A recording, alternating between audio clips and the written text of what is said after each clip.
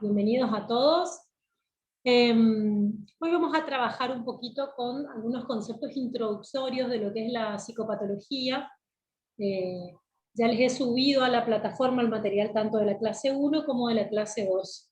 Ayer no pude subirles porque estuve con un problema en la plataforma yo, que no tenía usuario, no lo podía utilizar, pero ya está resuelto, así que desde hoy a la mañana ya, si alguien no chequeó, les aviso que está lo de la clase 1, que es, ¿se acuerdan como esta introducción que hicimos al tema, a la materia propiamente dicho? Cómo regularizar, cómo ir aprobando, cuáles son los textos y demás. Eso ya está subido, y aparte de eso, ya le subí lo que es el contenido de la clase número 2 con la bibliografía obligatoria, ¿sí? Acuérdense, si todavía no chequearon, les recuerdo que tienen que ir mirando en la carpeta que se llama clases. Cada clase se va a subir un texto escrito, por lo menos cada clase virtual, y así también cada clase va a tener su bibliografía correspondiente, ¿sí? En la descripción de cada clase yo les voy diciendo cuál es la bibliografía obligatoria en cada caso para que lo tengan en cuenta. Otra cuestión que ya está subida es el programa de la materia. La verdad que yo, en general, los alumnos, las alumnas no suelen mirar el programa. Yo les recomendaría que en este caso sí lo hagan, que se tomen unos minutitos para leerlo, para mirar, para poder entenderlo, poder pensarlo, porque si bien está dividida en unidades, en realidad se trata de una integridad de temas donde vamos a ir y volviendo de manera casi permanente, ¿sí? No son absolutos los temas, son complejos y se combinan entre sí, así que será importante que hagan una revisión general del programa. Bien. No se preocupen por las cámaras porque voy a pasarles una presentación de PowerPoint ahora, así si ustedes prefieren, se sienten más cómodos apagando su cámara, no hay ningún problema porque de hecho tampoco los voy a ver porque voy a pasar la presentación, ¿saben? Sí, ya veo que todos lo tienen, pero para remarcar les voy a pedir que mantengan apagados sus micrófonos para que no tengamos mayores interrupciones y para que sea lo más clara posible la clase. Y que las dudas que se vayan presentando, búsquense un cuadernito, una virome, lo que sea, y vayan tomando las notas, o en el mismo celular, que siempre lo tenemos a mano, más que un cuaderno, ¿no? Vayan tomando nota, o en la compu. Entonces cuando finalizamos la clase el día de hoy, que por la cuestión de tiempo, que nos pidieron que sean clases de 1 hora, no va a dar para las preguntas, pero yo les habilito, cuando terminamos la clase, habilitamos un foro de preguntas, ¿sí?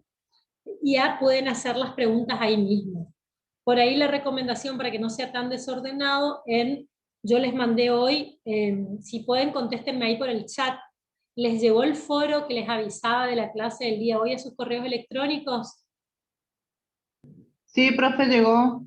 Bárbaro, bárbaro. Yo voy a chequear, bárbaro, estoy viendo, no me contestan por el chat. Cuando termine la clase también voy a chequear si con la planilla de alumnos inscriptos que me mandaron, si ya están todos matriculados. Ustedes ya saben que se pueden automatricular en la materia, en cada materia, o los puede matricular la profesora. Yo voy a comparar si hay alguna persona que no se ha matriculado porque no pudo, no supo, o la cuestión que sea, los voy a matricular yo, o sea, les va a enviar una invitación a que ingresen en esta cátedra, ¿no? Eh, Así que en el mismo foro donde yo les envié la invitación, si tienen alguna duda, hagamos así, cada semana yo les voy a habilitar un foro donde les invito a que participen de estas reuniones. Si surgen dudas del material, vayamos escribiéndolas en el foro. Si podemos, vamos a ir, a mí nunca me llegó el código, dice Julieta. Bueno, Julieta, si vos estás inscripta en la materia, yo te puedo matricular también. Si no te envían, por ahí tus mismos compañeros le pueden enviar. Si alguno tiene el código acá mismo y lo quiere escribir acá en el chat, sería buenísimo. Yo no lo tengo acá, así que no lo puedo hacer. Si alguien le quiere escribir a la compañera, escriben acá. Y si no, yo también, si están en listas, a mí me aparecen con su correo electrónico, yo los puedo matricular. Así que hago esa revisión ahora cuando termina la clase, ¿sí? Me comprometo con ustedes con agregar a quienes no estén. Les decía entonces que las preguntas las hagamos por escrito en el foro. Entonces, las que podemos ya responderemos por el foro. y el resto de las preguntas las voy a responder iniciada la clase que viene. Hay una compañera, ya está contestando, Maca Blanco, está contestando el código, así que buenísimo. Vayan tomando notas quienes todavía no están para poder ingresar. Mientras tanto yo les voy a compartir pantalla y vamos a empezar el tema del día de hoy.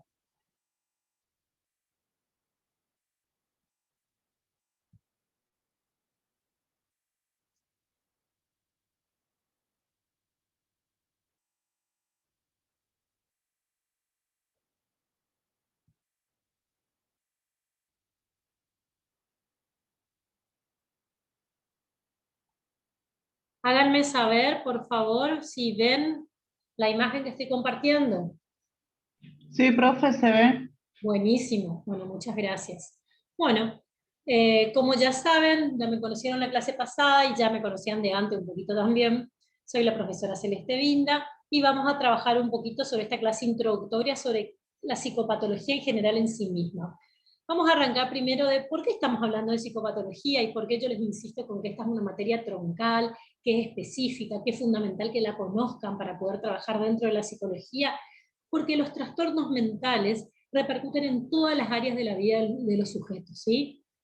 Y un paréntesis, otra vez, segunda vez que les propongo, vayan a buscar una hoja y una virome, todas las clases tienen que tener para ir tomando nota, porque hay muchas de las cosas que las voy a decir y que no van a estar por escrito, o que las van a estar, pero voy a explicarlas verbalmente, así que vayan tomando nota como en una clase tradicional, ¿sí?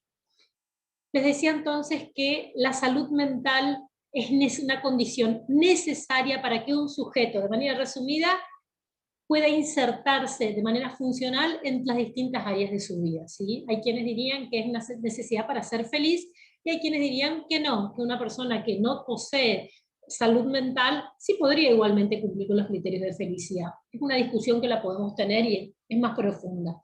Pero lo que sí sabemos es que la salud mental es una condición necesaria para el buen funcionamiento del sujeto en sociedad, ¿sí? ¿Qué ocurre con la enfermedad mental? La enfermedad mental está metida en todas las áreas de la vida de los sujetos. En las empresas repercute negativamente. Una empresa que tiene personas con alteraciones mentales va a vender mucho menos, va a tener muchas menos ganancias, va a tener un clima laboral mucho más tenso, va a tener dificultades en la bajada, la llamada bajada de línea o jerarquización de las ideas, ¿sí? Un lugar, una población con mayor cantidad de enfermos mentales va a necesitar mayor inversión económica, o sea, también es un gasto económico para una sociedad enferma, ¿sí? Porque los gastos para financiar un tratamiento mental son altos, porque son tratamientos multimodales, donde intervienen psicólogos, psicopedagogos a veces, psiquiatras, asistentes sociales y otros médicos, otras especialidades médicas, entonces va a ser hasta de alto costo. Decimos que 1 de 4 personas sufre un trastorno mental a lo largo de su vida. Eso es una estadística de la Organización Mundial de la Salud, que si bien en el último año, producto de la pandemia, ya para todos conocidas, es bastante cuestionada esta OMS, continúa siendo la entidad de referencia de todos aquellos que trabajamos en el área de salud mental, ¿sí? Es nuestra área de referencia, por lo cual vamos a guiarnos por muchos desarrollos de la OMS. ¿Qué otro dato nos da? Nos dice que el 20% de los niños y las niñas y adolescentes tienen trastornos mentales graves. 20% es una población altísima. De cada 10 niños estamos diciendo de 2. Entonces en un aula, si hay 20 niños, hay 4 niños con afecciones o trastornos mentales que muchas veces no están diagnosticados, por lo cual esa persona tiene mucho más alterada su calidad de vida, y no solo la persona, sino quienes rodean, familiares, amigos, docentes, compañeros. La depresión afecta a más de 300 millones de personas en todo el mundo, con una prevalencia en mujeres. Y el trastorno bipolar, estos dos trastornos un poco hegemónicos en la psicopatología, afectan alrededor de 60 millones de personas en todo el mundo. Estamos hablando, estas cifras y otras que les voy a mostrar ahora, las pongo simplemente para que tomen conciencia la seriedad y la implicancia de lo que estamos hablando en psicopatología. No tiene algo que ver con algo simplemente con una persona que podemos cruzarnos en la calle, que está desnuda o que no tiene que comer, o una persona con adicciones, sino que esto está metido en nuestra sociedad actual, y mucha de la gente que conocemos y nos rodea, y hasta tal vez nosotros mismos, hemos padecido, padecemos o podemos llegar a padecer algún tipo de trastorno mental. La esquizofrenia también afecta alrededor de 25 millones de personas en todo el mundo. Se dice que un 2% de la población mundial padece de esquizofrenia. Un 2% es mucha gente.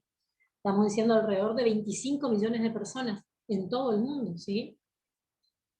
Demencias afectan a 47,5 millones de personas aproximadamente. Otra vez, cifras mucho mayores que la esquizofrenia, casi que la duplican, de hecho. Nuestros adultos mayores, mayoritariamente por el tipo de vida que tenemos al día de hoy, terminan con características o con algún trastorno demencial. Cerca de 1 millón de personas se suicidan cada año, es decir, esta alteración del ciclo vital de la vida, producto en la gran mayoría de los casos de depresiones, de trastornos mentales maltratados, otras veces de psicosis, de esquizofrenias, de trastornos bipolares, de trastornos del descontrol de los impulsos, de trastornos de la personalidad border, etc. Y un dato más de color, vamos a decir acá, bien actual, tiene que ver con el abuso de sustancias, ¿sí? Con las drogadependencias. Decimos que los trastornos causados por el uso de alcohol y drogas afectan a más de 90 millones de personas en todo el mundo. 90 millones de personas. Supera a todo el resto de las otras estadísticas. Entonces podríamos decir que una gran pandemia también tiene que ver con las adicciones. Adicciones a las drogas, adicciones a sustancias, adicciones al alcohol, adicciones a la tecnología, las llamadas adicciones a sustancias o adicciones conductuales. Esta parte introductoria es importante para insertarnos y ser consciente de cuánto trabajo tenemos todos los que trabajamos en salud mental por delante, ¿no? Cuánto trabajo en todas las áreas, cuánto trabajo en todas las edades, en niños, en mujeres embarazadas, en adolescentes, en adultos mayores, y qué importante será entonces la promoción de la salud mental. ¿Desde qué lugar? Desde el lugar del modo de cómo trabajar, de cómo vivir una rutina, del cómo dormir. Ya vamos a hablar un poquito más de eso. Definamos psicopatología. La psicopatología es una disciplina científica que estudia el origen, el curso y las manifestaciones de los procesos no normales, disculpa,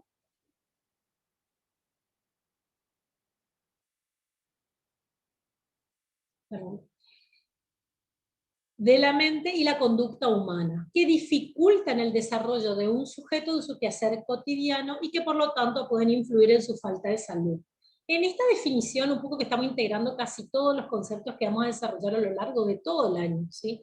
Primero dice que es una disciplina científica, es decir, estamos hablando de ciencia, todo lo que hablemos aquí es científico, cumple con los criterios de evidencia científica, de sistematización, de un método, de técnicas, de un orden, cumple con todos esos criterios, así que es importante que sean cautos a la hora de hacer algunas intervenciones. ¿Qué quiero decir con esto? Muchas veces en psicopatología pasa que la gente se siente identificado con lo que pasa, que habla de cuestiones que no son científicas. Ejemplo, algunas cuestiones que tienen con la parapsicología, el coaching, las constelaciones familiares, todo eso no es ciencia, no forma parte, esto es una disciplina científica. De eso vamos a estar hablando en esta materia. No estamos ni a favor ni en contra del resto, o por lo menos no estamos exponiendo opiniones. Acá estamos hablando de este grupo de saberes. Segundo, ¿qué es lo que estudia la psicopatología? Primero el origen, es decir, de dónde surge, cuál es se llama esto la etiología de la enfermedad, es decir, la causa. Tomen nota de ese término porque vamos a hablar frecuentemente la etiología de la enfermedad. Segundo, el curso, es decir, cómo se desenvuelve, cómo se desarrolla, cómo se manifiesta, ¿sí? Y las manifestaciones de los procesos no normales de la mente. Si dicen no normales, ya tenemos otra inferencia más que nos dice que sí hay procesos normales. Y es ahí donde ustedes estudiaron psicología evolutiva.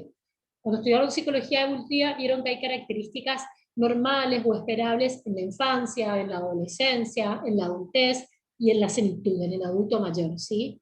Bueno, acá esa evolución normal de la mente presenta ciertas alteraciones en su pensamiento y en sus conductas. ¿Qué hacen esas alteraciones en el pensamiento y la conducta? Dificultan que el sujeto se desarrolle de manera adecuada, ¿sí? Y altera su calidad de vida. Es decir, cuando hay presencia de una psicopatología, hay presencia de impacto en la vida del sujeto. La psicopatología no es una sola, muchos hablan de las psicopatologías, ¿no? ¿Por qué las psicopatologías? No solo porque existen distintas enfermedades mentales, que es sumamente válida esa visión, sino también porque existen distintos enfoques o modelos de entender y de explicar esos orígenes, esas causas, esos desarrollos y la evolución hasta el pronóstico y el tratamiento de las enfermedades mentales. Algunos de los enfoques más significativos o más importantes son estos que les aparecen acá. El enfoque biomédico, el enfoque psicodinámico, el enfoque sociológico, el enfoque neurocognitivo, que está dentro de las neurociencias, y otros. Yo solo les nombré los que están como de manera más vigente, más fuerte en estos momentos. Como ustedes se imaginarán, sería demasiado, sería ponernos una expectativa demasiado alta querer abarcar todos los trastornos mentales desarrollados o estudiados, más todos los enfoques o modelos en psicopatología en tan solo un año. Tal vez sería toda una carrera que se debería llamar, no sé, técnico en psicopatología, estoy inventando, ¿no? Pero podría serlo, de tan amplia y larga que es esta temática. Por esa razón, como no será posible para nosotros, porque hay que comprimir los temas, la cátedra selecciona depende de la temática, selecciona uno o dos autores o uno o dos enfoques por cada tema, para que ustedes tengan un pantallazo, para que ustedes terminen tercer año, y no solo en personalidad y seguramente alguna otra materia, tengan un enfoque de las distintas maneras de entender la psicología, sino que psicopatología también les aporten eso. Eso significa que vamos a estudiar un poco del enfoque biomédico, un poco del enfoque psicodinámico o psicoanalítico, muy poquito del enfoque sociológico y un poco bastante también del enfoque neurocognitivo.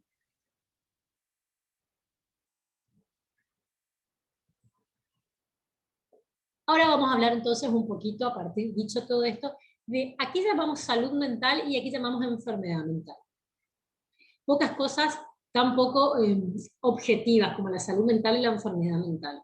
Entonces, ya que hay poca objetividad, tenemos que guiarnos por algunos criterios. Decimos, ¿cómo podemos decir cuándo una persona está sana mentalmente y cuándo está enferma mentalmente? Sería muy subjetivo si yo pensara, no, aquel que es más ordenado que yo o tiene un TOC, es un obsesivo, y aquel que se ríe demasiado por cualquier cosa y tiene relaciones más superficiales que las mías, tiene un trastorno histriónico de la personalidad, ¿no?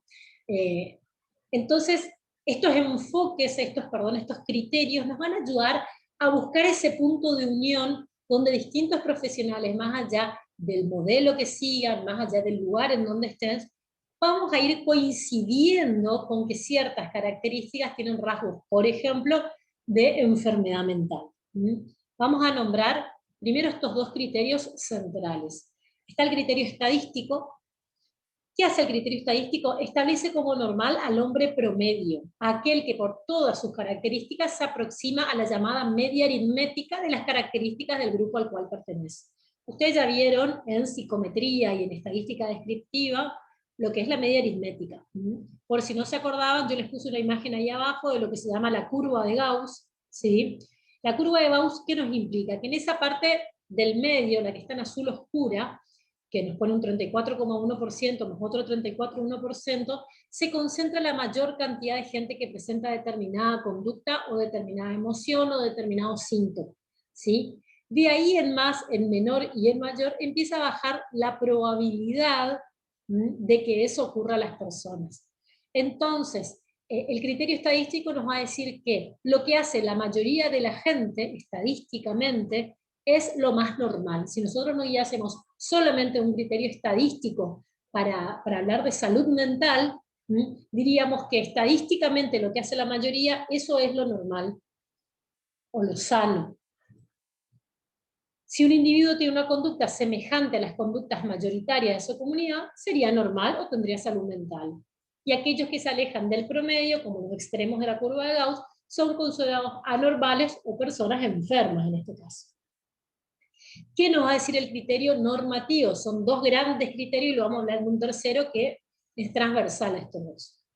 Hay un criterio que se llama criterio de normalidad. El criterio de normalidad que nos dice que se establece que el hombre normal es el que debe ser, para el cual la normalidad es una condición cualitativa. Yo les puse acá la familia tipo, ¿no? Entonces, el deber o el valor al que se apunta como sano es conformar esa llamada familia tipo. Tiende a considerarse entonces al hombre normal aquel que se asemeja a un modelo de perfección humana, que reúne las características deseables o ideales de acuerdo a un sistema de valores imperante. Acá no importa si es la mayoría o no, pero lo sano es que seas así. Entonces, lo sano sería, por ejemplo, si nos guiamos solamente por un criterio normativo, que una persona sea heterosexual, que se case, que tenga 2 hijos, que tenga su pareja heterosexual, que estudie una carrera, que sea profesional, que viva esa carrera. Es decir, hay un modelo que me indica, que tiene que ver con los llamados mandatos sociales, que me indica cómo debe ser una persona para ser sana. Si yo me guío solamente y exclusivamente con el criterio normativo, también estoy sesgada de un montón de cosas. Que el deber ser también va cambiando. ¿Qué pasa si hace algunos años atrás no se esperaba eso? Hoy día, que una mujer, tal vez está dentro del criterio normativo o deber ser, que una mujer pueda estudiar una carrera como están estudiando ustedes, se pueda desempeñar en una profesión, sea independiente, y en otro tiempo, una mujer que quería hacer todo eso era considerada loca. Era considerada loca. Entonces el criterio normativo claramente va cambiando con el tiempo, y ahí aparece el tercer criterio que yo les dije que es transversal a esos dos, que se llama relativismo cultural.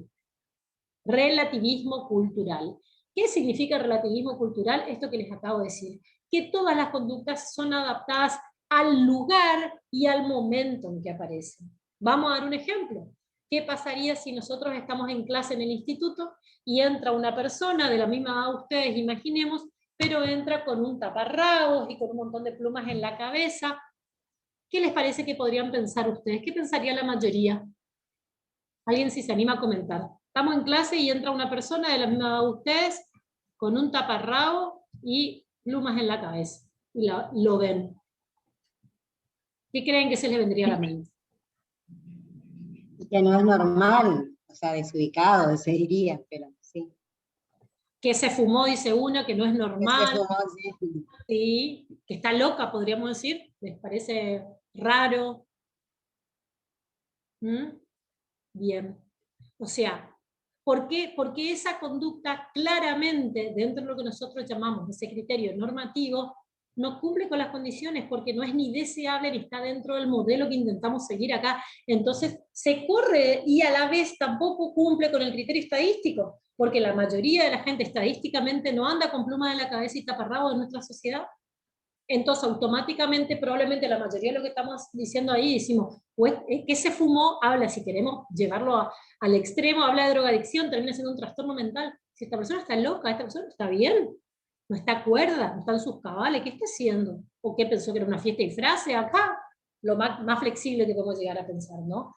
Eso nos va a decir el relativismo cultural, y por eso son importantes los criterios, para que no se trate solamente de la mera opinión, vamos a decir, de cada uno, sino que intentemos buscar los puntos en común entre los distintos criterios. Estadístico, normativo, y este tercero que yo digo que es transversal a los otros dos, que es el llamado relativismo cultural. Pensemos entonces, a partir de todo lo que dijimos, ustedes van a encontrar los textos que les di, hoy recuerden que es solo una presentación de esos dos textos, de Marietani y de Samaj. Vamos a encontrar múltiple cantidad de definiciones de lo que es salud mental y lo que es enfermedad mental. Yo solamente tomé una de cada una, las dos tomé de la OMS para seguir un solo criterio, para que ustedes vean algunas de las características que se decía. Se dice que la salud mental es un estado completo de bienestar físico, mental y social, y no solamente la ausencia de afecciones o enfermedad. Porque en algún momento se definía la salud mental por su negativo, o sea, ¿qué es la salud mental? La falta de enfermedad mental. Y hoy se dice que no alcanza. Una persona puede no tener salud, no puede tener ningún trastorno mental, pero no por eso tiene salud. ¿Cuándo tiene salud? Si aparte de no tener ningún trastorno mental, tiene un estado de completo bienestar físico, mental y social. Bastante complicado, bastante ambiciosa la definición. Y luego agrega la OMS, dice, es la capacidad del hombre para adaptarse al medio social y de lograr satisfacción para sí y para sus semejantes. Esa definición incluye los dos criterios. Cuando habla de adaptarse al medio social, se refiere justamente a la conducta que tienen la mayoría de las personas, entonces es un criterio estadístico. Y de lograr satisfacción para sí, para sus semejantes, que es valorativo, cualitativo, sería el criterio normativo, justamente. Esa definición de la OMS, entonces, busca incluir esos dos criterios. En segundo lugar, y antes de pasar a enfermedad mental, estoy controlando el tiempo para no excederme porque a los 40 minutos nos va a cortar. Si se nos corta a los 40 minutos, chicos y chicas, ya saben que se vuelven a conectar solamente, ¿no? Pero vamos a intentar respetar el tiempo. Luego de esto vamos a pensar desde la llamada Ley Nacional de Salud Mental, que si ustedes conocen, en 2013 se modificó el Código Civil, y en ese Código Civil se modificó también la Ley Nacional de Salud Mental. Me pareció interesante también entonces incluirles el concepto de salud mental desde nuestra ley argentina ya. Dice, en el marco de la presente ley, se reconoce a la salud mental como un proceso determinado por componentes históricos, socioeconómicos, culturales, biológicos y psicológicos, cuya preservación, y mejoramiento implica una dinámica de construcción social vinculada a la concreción de los derechos humanos y sociales de toda persona.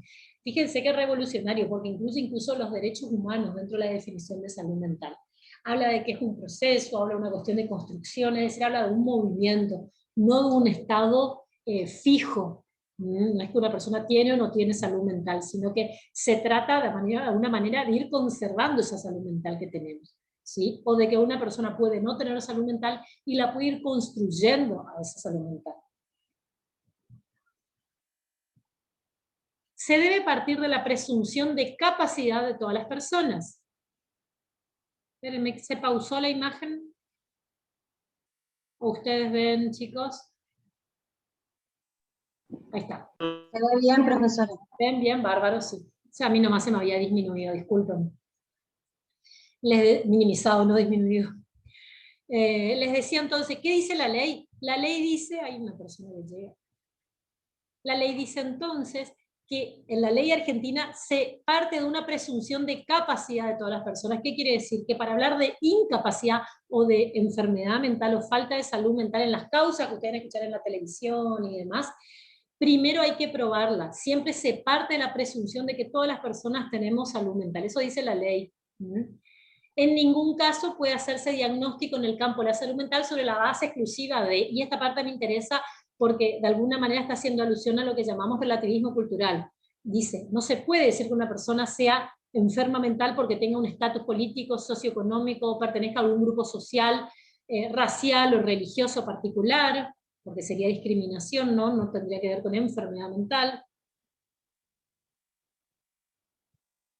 Esperen un momento.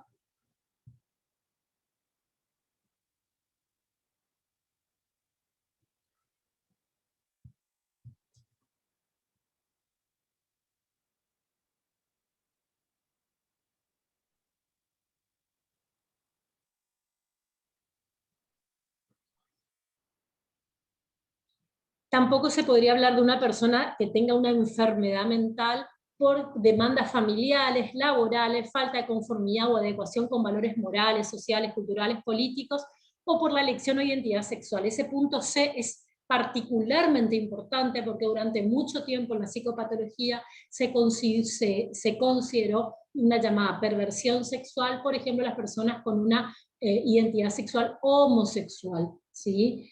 Se consideró durante mucho tiempo que todo aquel que era homosexual o bisexual tenía una enfermedad.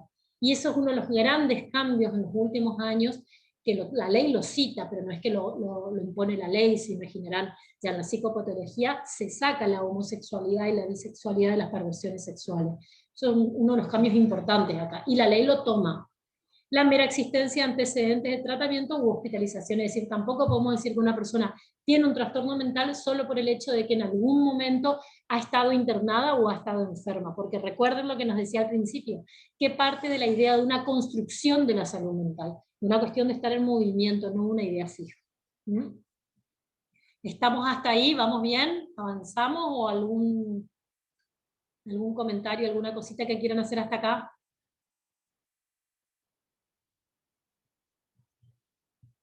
Bien, supongo que el silencio significa que se entiende todo. Profesora, sí. ¿Sí? ¿Vale? ¿Se entiende, profesora? Bien. A ver si alguien hace una consulta acá en el chat. Bueno, Belén. No, profesora, disculpe. Sí, decime. Sí, bueno, esto le quería consultar, va de la mano justamente toda la ley 26.657. Puede que vaya un poco de la mano con el proceso de desmanicomialización, puede ser, ¿no? Directamente. Vamos a hablar un poco de eso en nuestra unidad de 2. Justamente, en breve tiempo vamos a meternos en esos procesos y tiene que ver justamente o con el cierre de los hospitales psiquiátricos o por lo menos con la transformación de los hospitales psiquiátricos, teniendo en cuenta de que es otra la concepción que se tiene en la actualidad de la salud mental, a diferencia que en otras épocas de la historia de la humanidad y de la Argentina, que vamos a hablar los temas que continúan en la segunda unidad. Esta primera unidad es introductoria y la segunda se mete de lleno con la historia de la psiquiatría, que nos habla sobre las diferentes concepciones de enfermedad mental, que lo vamos a ver en la clase que viene, a lo largo de la humanidad, de la historia de la humanidad, y los diferentes enfoques que se proponen en la actualidad, como la desmanicomialización justamente. Así que muy válido tu aporte. Vamos a volver a hablar de la ley de salud mental. Yo les voy a subir también la ley de salud mental para que ustedes la tengan, no porque sea una bibliografía obligatoria, desde ya les aclaro, sino como bibliografía complementaria, porque me parece sumamente interesante que conozcan la ley, ¿sí? Me parece muy importante que ustedes conozcan la ley que nos ampara a todos y regula nuestra profesión, a todos los que trabajamos en salud mental. Metámonos un poco entonces en las concepciones sobre enfermedad mental. Cuando hablamos de enfermedad mental, nos podemos posicionar de distintos lugares. Hay quienes hablan que la enfermedad mental tiene una concepción y una etiología intrínseca, es decir, interna al sujeto. Otros que dicen que no, que la enfermedad mental radica en el exterior, en el afuera del sujeto. Y por último, hay quienes tienen una concepción mixta, es decir, que hay ciertas características predisponentes del sujeto que generan que ante la presencia de algunas cuestiones en el entorno se manifiesten esas características previas o intrínsecas, ¿sí? A esa vamos a llamar entonces las concepciones mixtas. En las intrínsecas se habla de un desequilibrio interno del sujeto. En la extrínseca se habla de que desde el afuera hay un nivel de estrés extremo que el sujeto no lo puede tolerar y por eso reacciona con la enfermedad. Y en la mixta, como ya les decía recién, el individuo presenta una predisposición que lo sensibiliza a ciertos agentes externos. Decía Sigmund Freud que no es loco quien quiere, sino quien puede. ¿Qué significa eso? De que todos los seres humanos tenemos cierta predisposición a enfermar de una cosa u otra. No es que por una misma situación estresante, algunas personas probablemente pueden que se dispare el inicio de un brote psicótico, en otras puede tener un ataque de pánico, en otras personas puede desarrollar un trastorno depresivo mayor, etcétera, etcétera. Distintas situaciones disparan distintas reacciones o mismas reacciones, y mismas situaciones disparan distintas reacciones, ¿se entiende? Es importante entonces mirar de manera integral. Los seres humanos somos seres psico, bio, sociales y espirituales.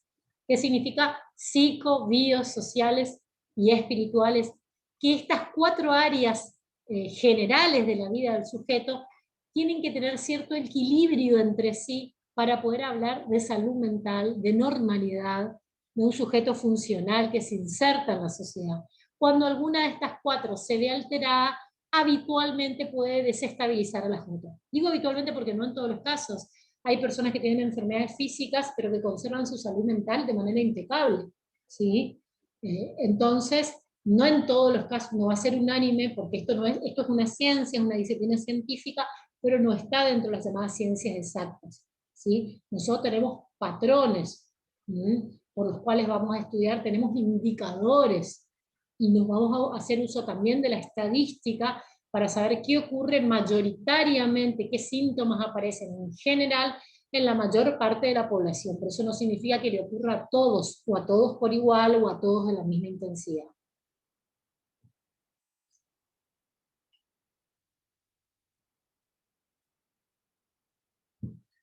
¿Qué dice la famosa Organización Mundial de la Salud entonces con respecto a la enfermedad mental? Nos va a decir que es una alteración de tipo emocional, cognitiva y o comportamental en que quedan afectados procesos psicológicos básicos como son la emoción, la motivación, la cognición, la conciencia, la conducta, la percepción, la sensación, el aprendizaje, el lenguaje, etc.